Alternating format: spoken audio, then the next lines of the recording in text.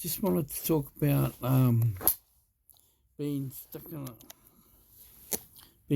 a rut and in our lives during our lives, and I've had it heaps of times myself, and it's a psychological thing. It's like that one with the horse tied to the chair, the plastic chair that floats around the internet. There's nothing holding the horse there.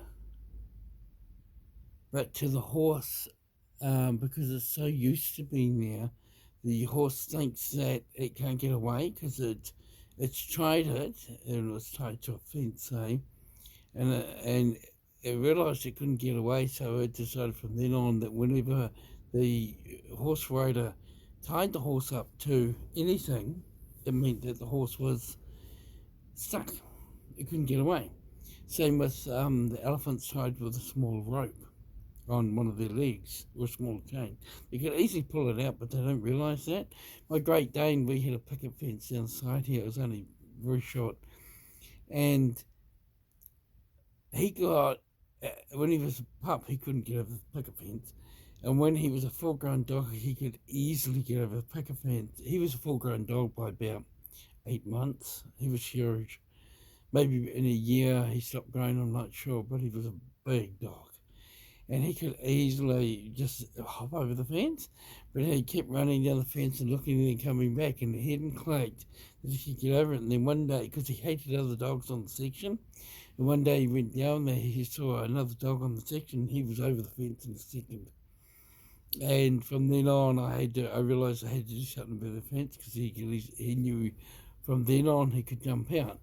And it kind of reminds me of that woman we saw. It kind of, he shot me and this other guy, and this guy was yelling and abusing her. We could have got her away, but if we had, as any policeman will tell you, you take them away. When you deal with domestic violence, you take them away, and they just go back again. They're either scared of the guy, or they're just used to it, like the horse was tied to the chair, and they just think, "Oh, I have to go back," and it's like, it's psychological. It's like the person, there's one I called where you tie to somebody. You ring someone up and, you get in a relationship, and the person you break it off, and the person keeps ringing you. Whenever they ring you, you weaken. And it's like a trigger. It's a mental trigger, and you just collapse and let that person abuse you again. And it's kind of like Demi Lovato's song, Here We Go Again. You just keep collapsing to the exact same person. It's not love, it's a trapping. Also, psychologically, people can trap you with, say you were from a well-known family, and you fell in love with a poor man, so you're female, you fell in love with a poor man, you turn around and you look, and you say to yourself all the time, I can't go with him because, well, the neighbours think, or mum and dad think, and things like that. Then you end up going with a narcissist, and the narcissist gets you in the house, moves in with you, and then he tells you all the time, you don't want to go with that loser, what are you going to do, leave me and go with that loser, eh, and da-da-da. But that loser could be the very person who could heal your heart. And I just got an image when I was walking down the hall of a woman at the edge of a cliff, and there's this guy she always looked down on and thought was a loser, and he'd never help me, and I wouldn't want his help, He's just not good enough for me, and things like that. And what would my friends think? What would my parents think, and all this? Then she slips on the edge of the bank, and she's hanging by one hand. And then she looks up and she sees him, and she starts begging him for help. So situations change our views. So if your situation gets desperate, you have two choices. She'd have two choices. One, to hang on to her pride and just fall to her death when she got tired. Or two, beg him for help and then reach up and get his help, and he'd pull her into safety. So pride is often most people's undoing. And so if we can think beyond pride and think to yourself, well, what do I need at this moment? This rut that I'm stuck in, is it doing me any good? No, it's not. Well, what's the way out? Where's safety? Where's the best way out of the situation? And then you try and find a way or a person to help you get out of the rut that you're in. So the thing here is, I remember with my ex, I had, when she left, when I was dependent on her through her manipulation with gaslighting, because I was an extremely unconfident person when I was with her, she came up with all these ways of making me attached to her. And so when it came for her to leave the first time she left, I basically begged her back. I was so desperate to have her back. But then I realized that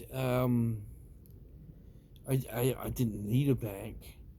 After about 2 weeks, we fought for that 2 weeks.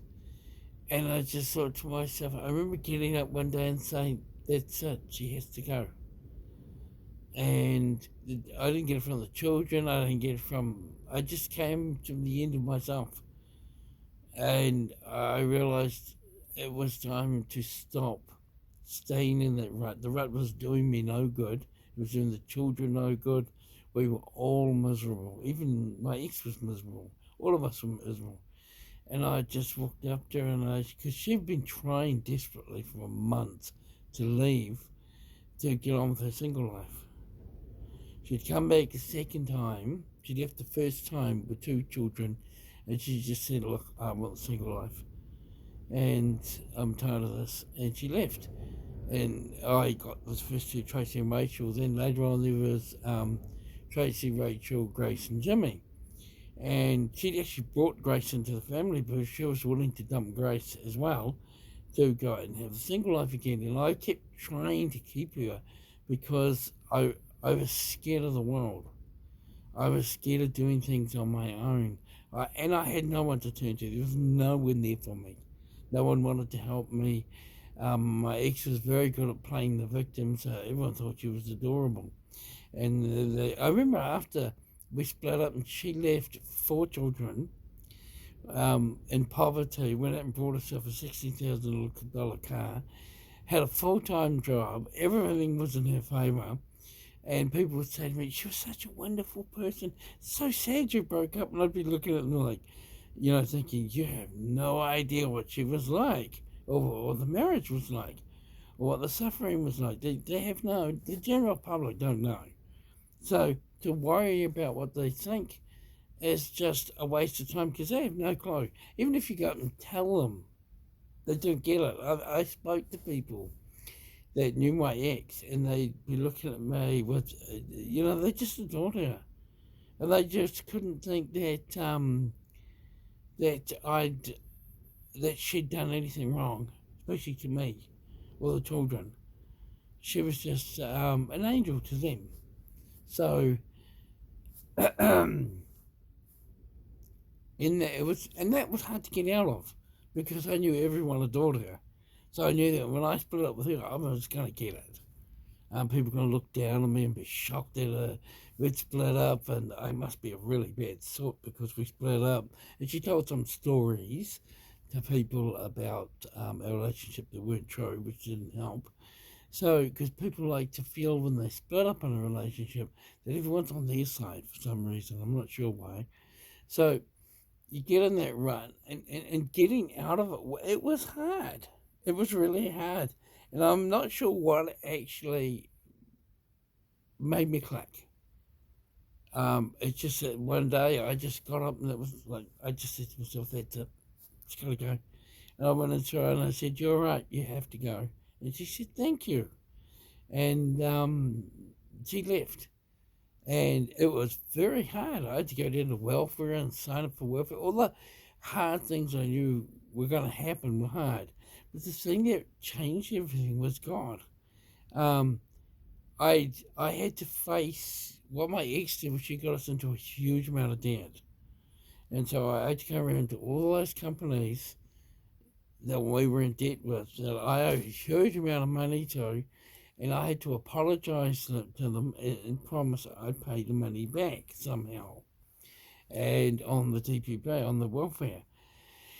And it was not easy, and it took many years to do it all, but it was good. And it was after 2 weeks without my ex, I was in heaven. I was poor, I was broke, the house had holes in the floor, it desperately needed painting, it needed weatherboards replacing around the house. It was a real mess. And I was so happy. And I was happy because I didn't wake up every day to someone yelling and abusing me, calling me names, pushing me into corners, instigating fights, pressuring me to do things I didn't want to do. It was all gone. All that pressure was gone. And it's like I said these days, when you get into a relationship, I always say that sex isn't worth a bad person. Sex is nice. I absolutely love sex. But sex is not a. When I say a really gorgeous woman with a good body, and you can tell she's vain and really into herself, I look at her and I just think, the sex with her would be wonderful, but she's not worth the body, the sex. And all the suffering with her is not worth it. So I balance it out and I say, nah, push it away. So a pretty face and a sexy body and seductive offerings, they mean nothing. It's just not worth the suffering I went through. And I suppose I wish that every 18-year-old boy would go through that with a woman or a female with a male, and then they could turn around and say after that, after 2 or 3 years with someone like that for the rest of their life, they say, I'll never pick sex over a good person. I mean, it's, having sex is not worth a nasty person. Being with a nasty person, and God, you might get sexual satisfaction for like 2 hours of the day, or half an hour for many people, and then the rest of the day you still gotta live with that person that you can't stand, or who's tormenting you or making your life miserable. So letting go is just beautiful.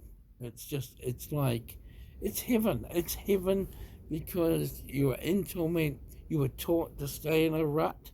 You are coerced to stay in the rut. Like, you wouldn't go for that person. You want to run to that person. The reason they say those nasty things about that person is they fear you going to that person. They're scared you'll leave them and go to that person because they won't have power over you anymore. These are the things I learnt through trial and suffering. And even 5 years later, I still hadn't put it together in my head. And then as time has gone by, the more and more time has gone by, the more and more time I put it all together in my head and realized how I was seduced, fooled, and tricked, like the horse tied to the plastic chair, just staying in a situation I shouldn't have been in, and my children shouldn't have been in either. So I read an article in the Herald. It was a 2-page spread of a woman in America who'd manipulated her husband by isolating him at home. I was a computer programmer at home for years, and I didn't go anywhere. I was so busy programming, homeschooling the children, I never went anywhere. And we were so poor, I couldn't take the car anywhere. And because the ex-wife was always taking huge loans out. So in this article, I read it and I just stared at it in amazement because it was exactly what I was going through. And I realized it was kind of it woke me up. And it made me think, oh my gosh, that guy's going through what I'm going through. And then I thought, and they were going on how she manipulated him. And then I thought more about what the ex was doing. I thought, oh my gosh, she's manipulating me.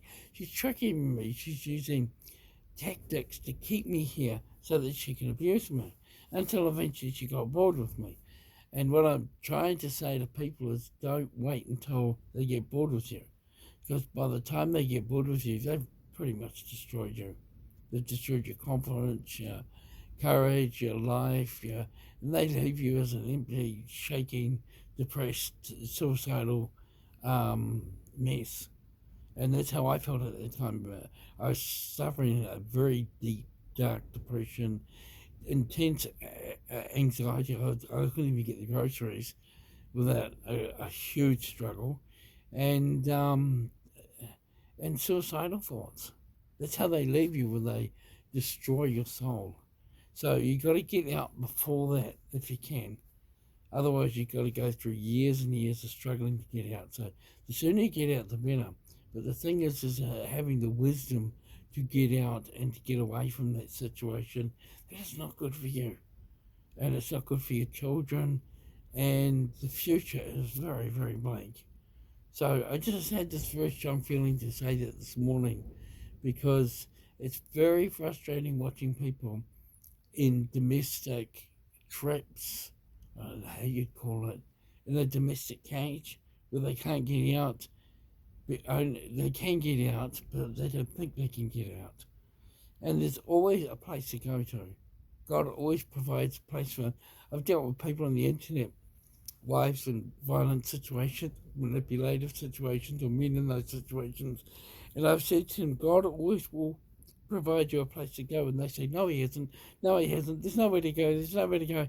And it's simply their fears. And the fact that, like the horse, they've been so tricked into believing there's nowhere to go. So they believe there's nowhere to go. And there are places to go. There is hope, and there is places to go where they'll be totally safe. And I think you'll probably find what does the manipulator fear the most, or whatever that is where to go. Like if you had a brother or an old lover or a person in the law that you respect and loves you or really cares for you, that's the person you should go and see. But the manipulator will always make you fear that person or hate that person, or they'll try and mock you and say, oh, you wouldn't go to that person because that person's too old, or the kind of person you can't trust, or I've already proven to you that person's a bad person. Why would you go to that person? And it's to make you stay with them, to give you the idea that you have no choices, that you have no future, that you have nowhere to go.